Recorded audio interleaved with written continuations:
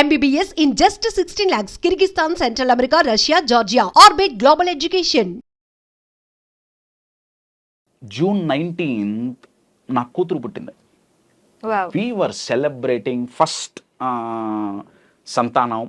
నేను నా భార్య పేరెంట్స్ అయ్యామన్న ఆనందంలో ఉన్నాం.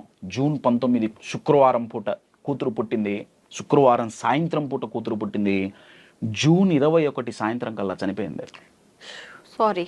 48 hours. Sorry, very sorry. అనుకున్నది అనుకున్నట్టు జరగలేదు. జీవితం వదిలేసుకోవాలా? వదిలేసుకుంటామా? మార్చగలమా దాన్ని? చాలామంది డిప్రెషన్లోకి పోవటానికి కారణం ఏంటంటే పాస్ట్లో ఇది జరిగింది. మీరు ఎంత ఆలోచించినా మీ పాస్ట్ మారదు. నేను ఎంత ఏడ్చినా, నేను నా భార్య నా ఫ్యామిలీ ఎన్ని సంవత్సరాలు ఏడ్చినా ఈస్ట్ మారేడుపల్లి శ్మశానంలో పూడ్చిపెట్టిన నా కూతురు బయటికి రాదు. ఇది నేను అంగీకరిస్తే నేను డిప్రెషన్లోకి పోను. అర్థమవుతుందా అండి? నేను ఇప్పుడు చాలా నవ్వుతూ చాలా నార్మల్గా మాట్లాడుతున్నానండి. ఇది సరదా కాదు. నా కూతురు చనిపోతే ఆ రోజు నా పరిస్థితి ఏంటంటే ప్రాబబ్లీ లైఫ్లో మొట్టమొదటిసారి గూగుల్ మ్యాప్స్లో శ్మశానాన్ని ఎత్తుకున్నా నేను. శ్మశానాన్ని ఎత్తుకొని శ్మశానం దగ్గరికి వెళ్ళి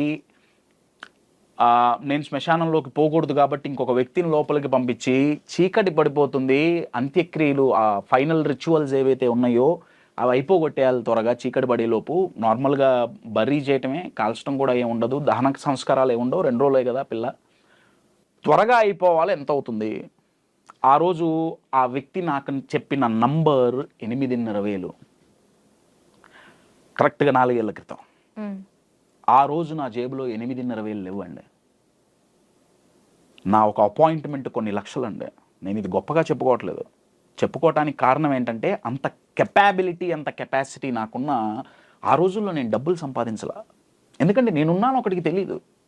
కాశ్యప్ దగ్గర ఈ మ్యాటర్ ఉంది, ఈ స్టఫ్ ఉంది, కాశ్యప్ దగ్గర ఈ ప్రొడక్ట్ ఉంది అనేది ఎవరికి తెలియదు. తెలియనప్పుడు నాకు బిజినెస్ ఎట్లా వస్తుంది? రాదు. ఎవరికడిగా నేను సేల్స్ అండ్ మార్కెటింగ్ చేయడానికి వెళ్ళినప్పుడల్లా, రిజెక్షన్స్ అయినప్పుడల్లా నేను చెప్పింది ఇదే, కాలం కలిసి రావట్లా. ఆ రోజు నా కూతురు చనిపోయినప్పుడు లోపల మా నాన్నగారు మా మామయ్య గారు వెళ్ళి ఆ కార్యక్రమాలన్నీ చూస్తున్నారు. నేను బయట రోడ్డుకు ఆపోజిట్లో నా బండి మీద కూర్చొని నేను ఏడుస్తుంటే లోపల నుంచి ఒక క్వశ్చన్ వచ్చింది. అరే కశ్యప్, కూతురు పోయిందని ఏడుస్తున్నావు కదా, బతికుంటే ఏం పెట్టి పోషించేవాడివి? డబ్బులు ఎవరు నీ దగ్గర? దాని అంత్యక్రియలు చేయటానికి నీ దగ్గర 8,500,000 లేవు కదా. ఒకవేళ అది బతుకుంటే ఏం పెట్టేవాడివి నువ్వు దానికి? నీ కూతురికి ఏం పెట్టేవాడివి? నీ దగ్గర ఇంత టాలెంట్ ఉంది, ఇన్ని ఎబిలిటీస్ ఉన్నాయి, ఏంటి దానివల్ల లాభం ఏంటి? అప్పుడు మొదలైందండి నాలో ఫైర్. నా దగ్గరున్న ఎబిలిటీస్ నలుగురికి తీసుకెళ్లాల్సిందే. ఎంత కష్టం వచ్చినా హ్యూమన్ మైండ్ చెక్కు చెదరకుండా అన్షేకబుల్గా నిలబడగలదు. There are techniques, there are ways. నేను నిలబడగలదు. ఇది నేను నలుగురికి నేర్పియాలి. నా దగ్గర ఉన్న ప్రోడక్ట్ నేను నలుగురికి ఇవ్వాలి. అప్పుడు నా యూట్యూబ్ జర్నీ మొదలైందండి. ఎలా అన్నప్పుడు నాకు దొరికిన ఆన్సర్ యూట్యూబ్. ఓకే. అప్పుడు నా యూట్యూబ్ జర్నీ మొదలైంది. ఈ 4 years అంటే ఇది అయిన తర్వాత మొదలైంది. లాస్ట్ 2.5 yearsలో నా లైఫ్ చూసుకుంటే ఇట్స్ టోటల్ టర్న్ అరౌండ్ అండి. Total turn around. ఫినాన్షియల్గా కావచ్చు, ఇమోషనల్గా కావచ్చు. అంత లో ఉన్న టైం నుంచి now it's in very peak stage of my life. కారణం ఏంటయ్యా అంటే కాలం కలిసి రానప్పుడు, అనుకున్నది జరగనప్పుడు, అనుకున్నది చెయ్యకుండా ఆపేయటమే ఓటమి. అనుకున్నది చెయ్యాలనుకున్నప్పుడు, అనుకున్నట్లు లైఫ్ సపోర్ట్ చేయకపోతే మీరు వదిలేశారా? అందుకే నేను నా ప్రోగ్రామ్స్లో నేను ఎప్పుడు ఎగ్జాంపుల్, నా కూతురుది ఎగ్జాంపుల్ చెప్పి నేను ఒక మాట అంటుంటా. నేను అనే మాట ఏంటయ్యా అంటే, నా కూతురు చనిపోవటం మా లైఫ్లో వర్స్ట్ డే కాదు, that is the best day of our life. Because మా జీవితాన్ని మార్చేసింది అదే. You're getting my point? Yes. చాలామంది నెగిటివ్ లెసన్స్ నేర్చుకుంటారు.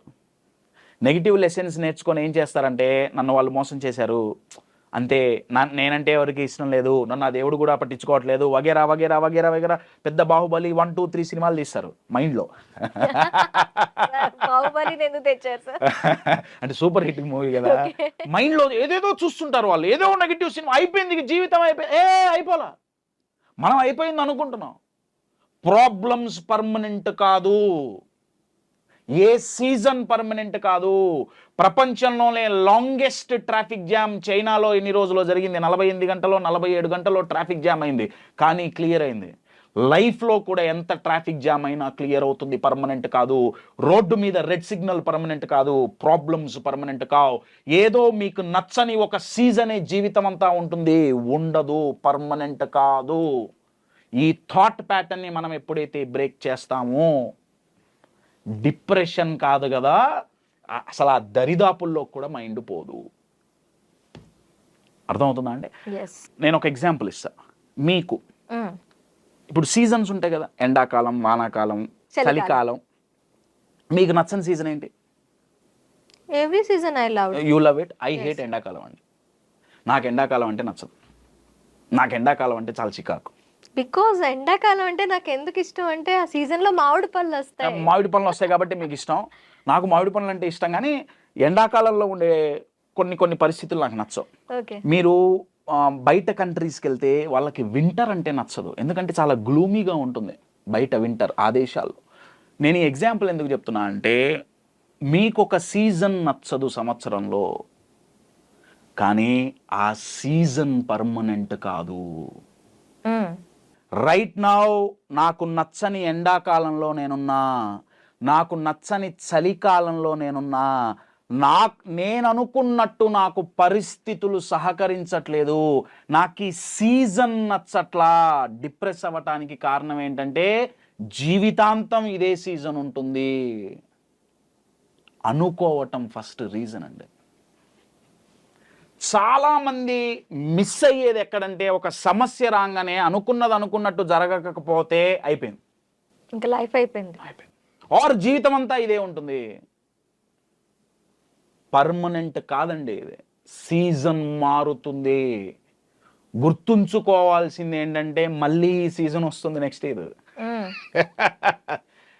ప్రాబ్లమ్స్ రాకుండా ఉండాలి అన్న ఎక్స్పెక్టేషన్ ఎప్పుడైతే మైండ్లో ఇంచిపోతుందో, డిప్రెషన్కి ఛాన్స్ లేదు.